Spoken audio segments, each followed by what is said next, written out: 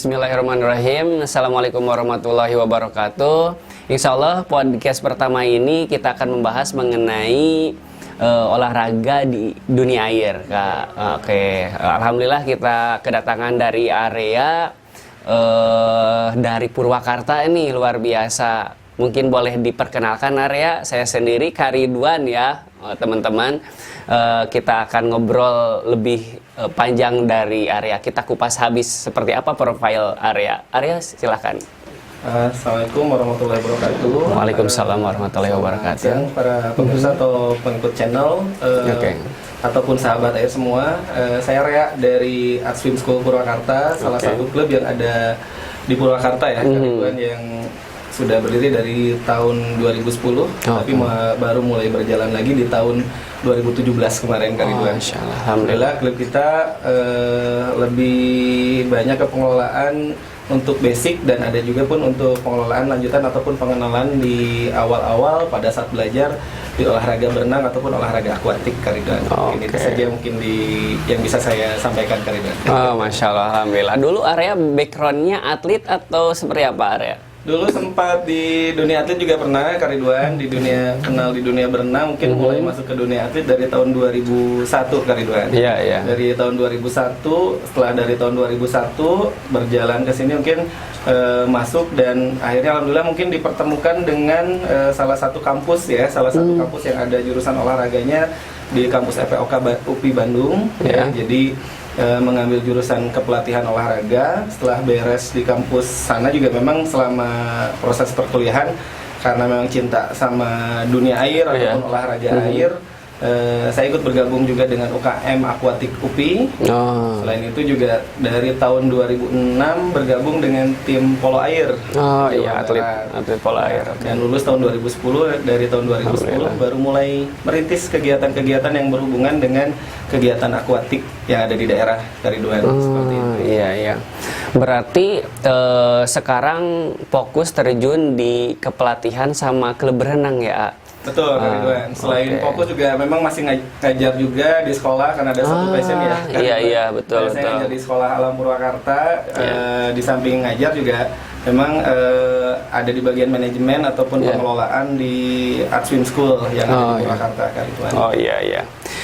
Bisa diceritakan Art Swim School itu seperti apa sih? Mungkin ada pembeda dengan klub-klub lain mungkin atau swimming school lain. Boleh, Kak Ridwan. Jadi Art Swim School ini sebetulnya salah satu klub yang ada di Purwakarta yang konsepnya kita coba rubah ya. Kita sempat berdiri dari tahun 2010 sama seperti klub-klub yang lain. Jadi klub yang latihannya ketika anak awal masuk seminggu 2 kali, seminggu 3 kali, seperti itu ya pas masuk. Tapi lama-kelamaan ternyata ada yang tidak terfasilitasi. Ternyata di olahraga akuatik ataupun olahraga renang ini mungkin tidak semua orang, anak-anak yang datang tiba-tiba langsung suka, Kak Ridwan. Dan tiba-tiba langsung dipaksa. Dari konsep yang akhirnya swimming club yang memang memaksa anak harus latihan seminggu 2 kali, seminggu 3 kali. Akhirnya pada tahun 2017 konsep swimming clubnya kita rubah. Jadi lebih ke arah swimming school, di mana memang kita lebih memfasilitasi anak-anak pada saat awal ini lebih tujuannya menyenangi ke olahraga akuatik. Jadi bukan kita memaksa, tapi kita hanya mendorong untuk mengenalkan ketika anak sudah senang, anak sudah bahagia, itu tinggal orang tua ataupun anak-anaknya yang menentukan pilihan apakah mau berlanjut ke level berikutnya atau hanya sekedar bisa untuk olahraga kesehatan saja. Karena di kita juga memfasilitasi olahraga yang sifatnya olahraga prestasi juga ada, selain olahraga untuk kesehatan, olahraga pendidikan, dan tentunya juga di kita lebih yang ingin kita harapkan di olahraga akuatik ini bisa membantu untuk pembentukan karakter yang positif. Jadi bukan hanya sekedar teknis, bisa berenang, juara dan lain-lain, itu mungkin salah satu, tapi kemenangan yang terbesar buat kita di klub kita ini ketika anak-anak mempunyai karakter-karakter positif. Nah, itu lebih dari nilai sebuah kemenangan nih, Kak Ridwan. Kalau menurut kita ketika anak-anak mempunyai nilai karakter positif ini yang sangat tentunya yang semua pelatih harapkan yang ada di lingkungan akuatik. Karakter apa aja, Kak, yang dibangun dari renang? Banyak sekali, Kak Ridwan, banyak sekali karakter yang bisa dibangun dari olahraga berenang ya. Mungkin kalau Genjet ini misalnya orang bilang Genjetnya males, kurang bertanggung jawab, tapi di sini di dalam olahraga ini nilai-nilai tanggung jawabnya, nilai-nilai sportivitasnya, fair play-nya, nilai-nilai tidak mudah menyerah, yang tentunya kadang orang tua juga kesulitan dengan mengatur anak-anak sekarang. Nilai disiplin juga dalam olahraga ini tentunya sangat akan terbentuk ya, atau terbangun melalui kebiasaan yang dibangun dalam kegiatan olahraga akuatik ataupun khususnya di olahraga renang ini, Kak Ridwan. Oh iya, luar biasa ya. Jadi memang karakter building ini berperan penting di sini gitu ya di klub renang. Nah, sekarang Kak, karya animo masyarakat di Purwakarta seperti apa Kak dengan kehadiran Art Swimming School ini? Karena ada pembeda ya dengan pembeda itu. Sangat luar biasa Kak Ridwan ya. Alhamdulillah mungkin dari tahun 2017 sampai sekarang member kita kemarin sudah kebermanfaatannya ya. Alhamdulillah kemarin sudah kebermanfaatannya hampir menyentuh 2.000 orang yang sudah melaksanakan pelatihan yang ada di Art Swim School. Kalau data dari tahun 2017 untuk member aktifnya mungkin sekarang nggak terlalu banyak sih, kurang lebih ada sekitar 250, tapi yang sudah merasakan kebermanfaatan dari data yang ada di tim ini kurang lebih sudah hampir 2.000 yang sudah keluar masuk di klub kita dan merasakan manfaatnya. Animonya sendiri sebetulnya memang kalau kita bilang ya karena ini grassroots ya, bagian dasar bukan bukan yang perenang-perenang elit. Ini sangat luar biasa Kak Ridwan. Mungkin kalau melihat dari piramida pembinaan ya Kak Ridwan, memang di levelnya grassroots atau dasar ini untuk pengenalan di masyarakat ini memang sebetulnya paling banyak Kak Ridwan. Di Purwakarta sendiri ini sampai saat ini yang terdata klub kurang lebih hampir 20 lebih Kak Ridwan, ada 20 klub, dan ketika kita ngadain event aja untuk mengadakan satu event itu memang animonya sangat luar biasa sekali. Tidak kurang dari 600 peserta dalam satu event yang baru kemarin kita laksanakan, hampir 680 peserta itu hanya dari satu pengcab. Mungkin yang dari luarnya hanya beberapa, 3 klub, tapi dari internal Kabupaten Purwakarta ini sangat luar biasa juga animonya. Alhamdulillah. Kalau dulu di daerah nyari peserta 100 saja sulit. Kalau sekarang tim panitia bahkan sampai harus membatasi ketika kuotanya terpenuhi. Jadi kita yang membatasi karena kita ada khawatir juga ketika datang ke satu tempat event, tempatnya membludak atau tempatnya tidak nyaman bagi para peserta. Akhirnya panitia karena animonya yang cukup besar di daerah, itu gambaran animo yang di daerah ini sangat luar biasa. Akhirnya panitia yang harus membatasi peserta yang bisa mengikuti di dalam satu kegiatan yang ada. Luar biasa, jadi memang malah dibatasi sekarang pesertanya. Asalnya nggak ada peminat jadi luar biasa. Harus dibatasi karena kalau nggak dibatasi mungkin eventnya bisa jadi waktunya lebih dari 1 hari atau 2 hari, makanya mungkin sekarang sudah mulai pembatasan peserta dalam satu event. Gimana kemarin area dari sisi pelatih dari klub mengenai adanya SAP itu ya? PSAF ya. PSAF ya. PSAF itu kemarin mungkin salah satu program, sebetulnya ada program. PSAF itu apa sih?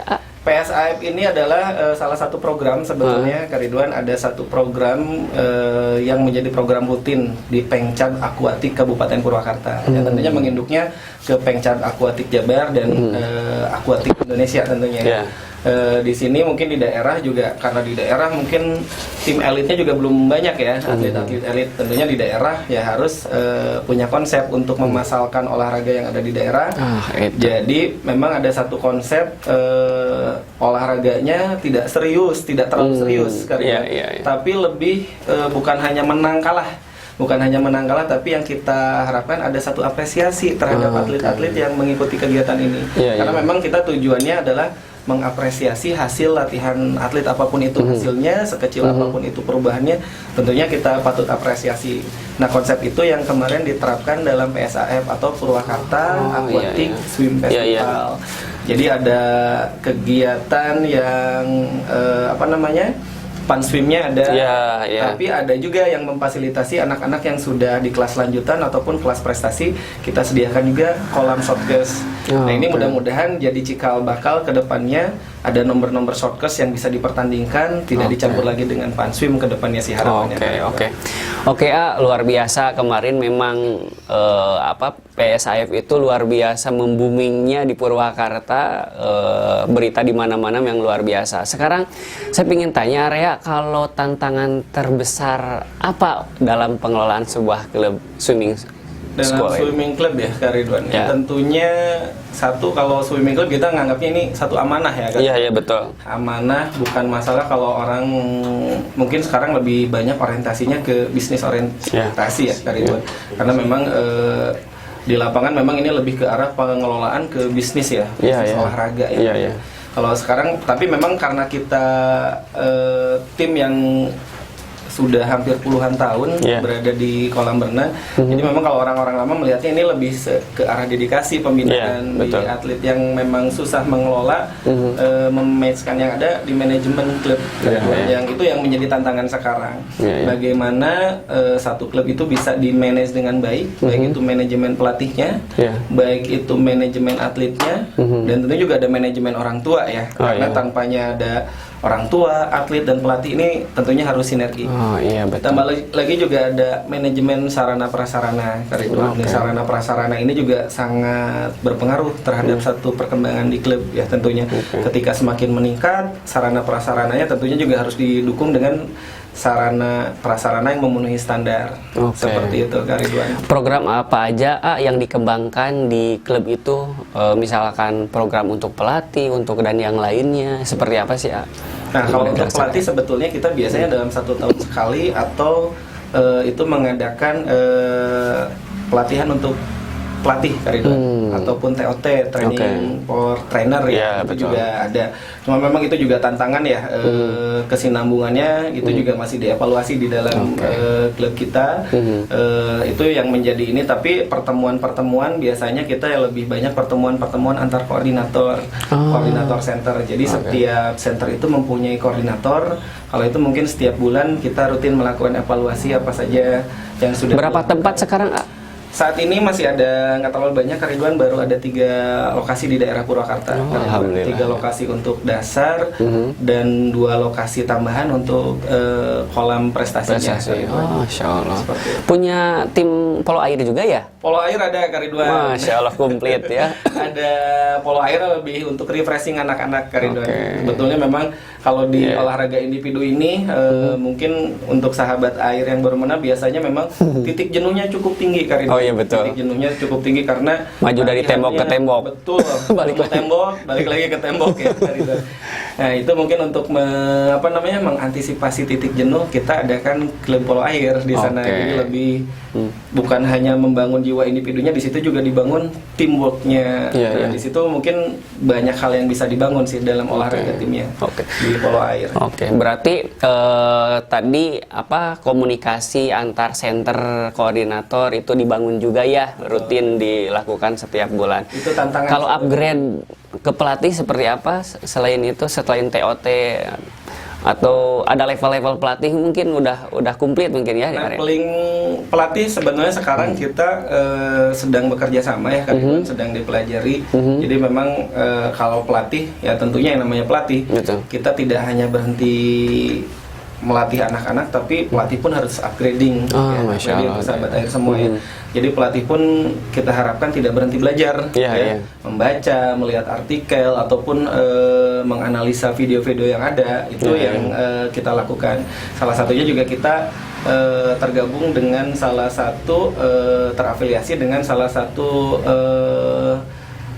perkumpulan ataupun komunitas swim school yang ada di dunia, atau kita masuk sebagai salah satu member di World Wide Swimming School. Nah itu ada jurnal-jurnal, ada pembahasan-pembahasan yang ada yang sifatnya bukan hanya untuk level nasional, tapi yang berkembang di internasional. Kita coba ikuti, itu salah satu untuk upgrading yang bisa disampaikan di pelatih. Jadi kita bisa masuk ke salah satu membership yang sifatnya skalanya internasional. Dari situ kita juga banyak belajar. Selain membership internasional, ada satu juga yang mungkin banyak hal yang dari kita pelajari dari media-media buku dan lainnya, Kak Ridwan. Tapi yang sangat kebantu kita memang dengan adanya membership dari luar ini, kita jadi banyak belajar. Karena kurikulumnya udah tersistematis. Betul, ya. Jadi kurikulumnya bisa kita banyak yang dipelajari. Oh, luar biasa. Area boleh tahu nggak visi misi dari Art Swimming School itu seperti apa sih, Luar biasa. Iya, ini karena sangat menarik gitu ya, apa yang dikemukakan. Visi misinya seperti ini, Kak Ridwan. Mungkin kalau di Art Swimming School sendiri ya, kalau tadi kan sudah disampaikan bahwa visi misinya ini adalah lebih ke arah mengembangkan minat dan bakat ya. Seluruh member di olahraga akuatik ya. Selain untuk mengembangkan minat dan bakat ini ya, tentunya yang menjadi fokus dan perhatian kita adalah yang menjadi pembedanya, mungkin lebih kita ingin mengharapkan satu karakter positif yang bisa tumbuh dari anak-anak melalui media olahraga akuatik. Bukan hanya bisa berenang, tapi mungkin ada adabnya, ada nilai-nilai positifnya dalam itu yang ingin kita kembangkan di sini sih, Kak.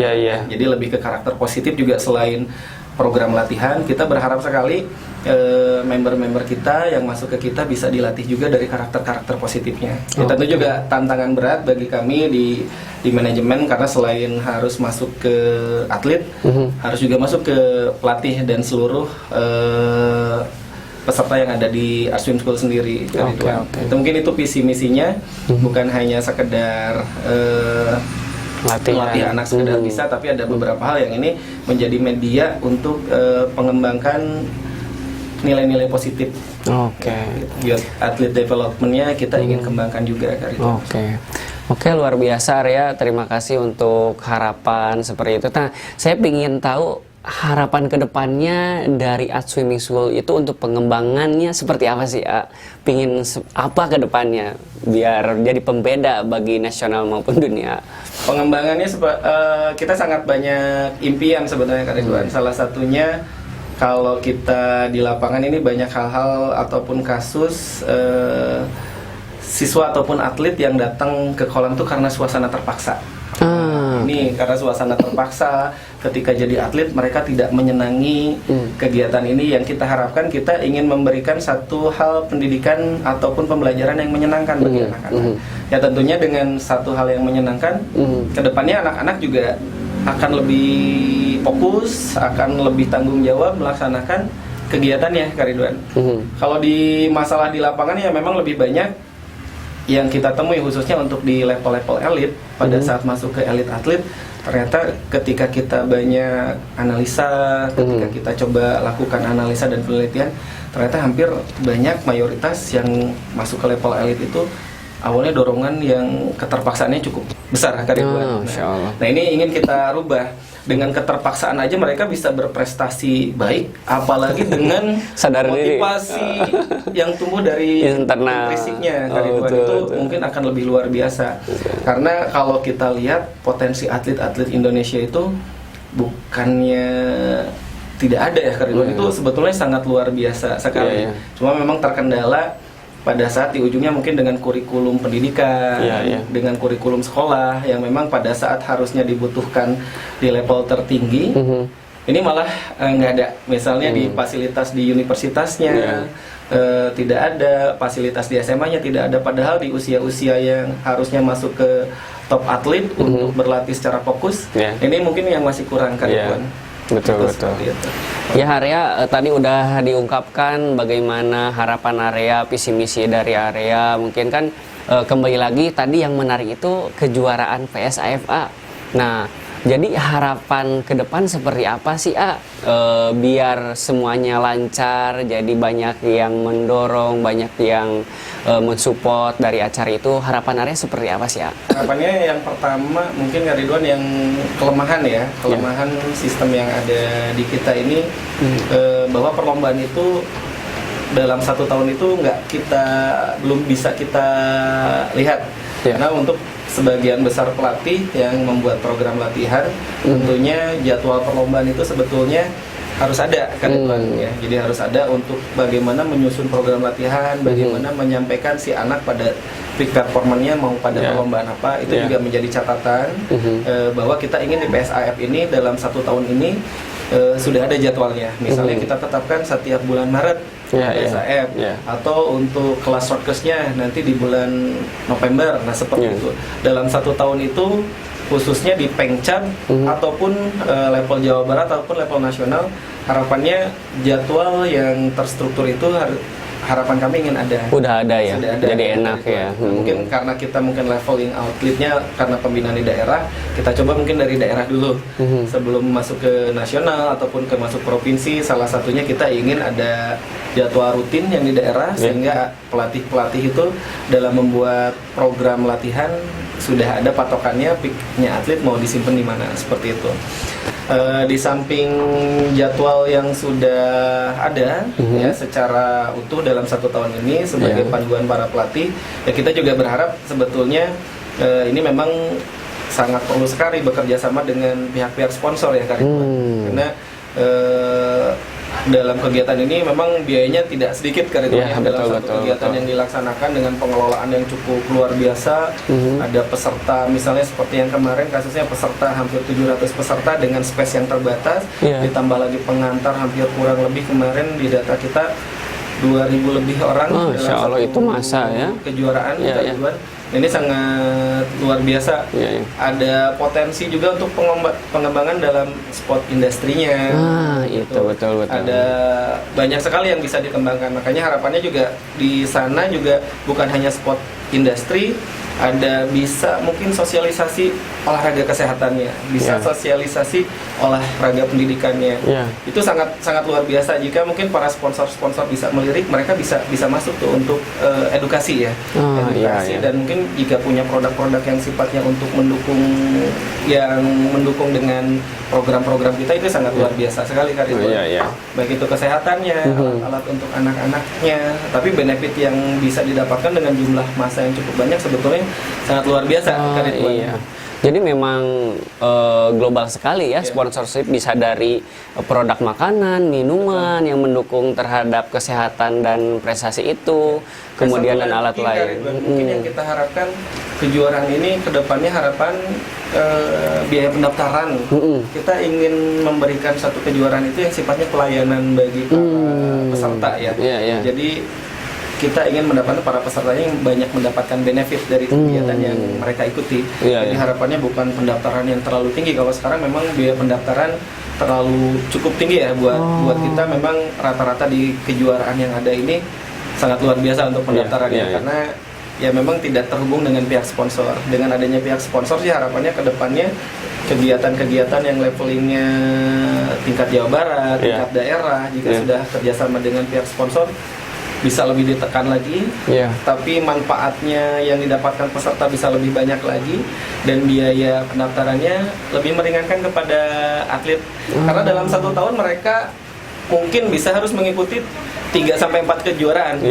Kalau biayanya cukup besar, itu juga akan cukup mengganggu ya.